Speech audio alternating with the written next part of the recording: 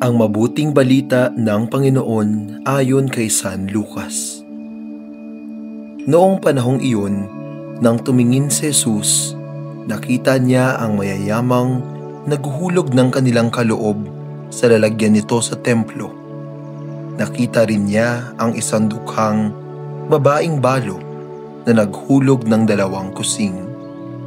Ang wika ni Jesus, "Sinasabi ko sa inyo, ang dukhang balong iyon ay naghulog ng higit kaysa kanilang lahat, sapagkat bahagi lang ng di na nila kailangan ang kanilang ipinagkaloob. Ngunit ibinigay ng balong iyon na dukhang-dukha ang buo niyang ikabubuhay." Ang mabuting balita ng Panginoon.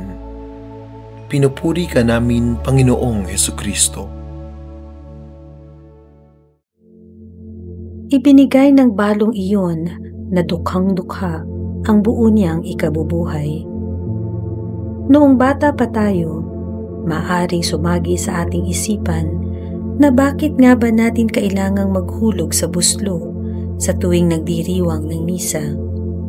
Para saan ba ito at ano ba ang dapat tanawin sa gawaing ito? Kung pagninilayan natin, ipinapakita sa mabuting balita sa araw na ito ang tunay na kahulugan ng pagbabahagi natin mula sa ating makakayanan. Ang pagbibigay ng kontribusyon o donasyon sa buslo ay hindi pangongolekta lang ng pera. Isa itong sagisag ng pagbibigay ng sarili.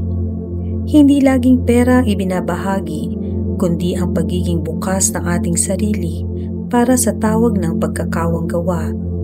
Maaring oras, talento, kakayanan, katalinuhan, at paglilingkod. Magkakaroon lamang ito ng kahalagahan kung buong puso natin itong ginagampanan. Sa mga ginagawa natin para sa ating kapwa, makita sana natin ang kayamanang matatamo natin.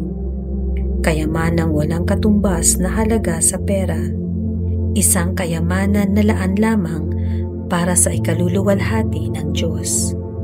Anong bagay ang napakahalaga sa iyo na handa kang talikuran o ibigay sa iba kung kinakailangan?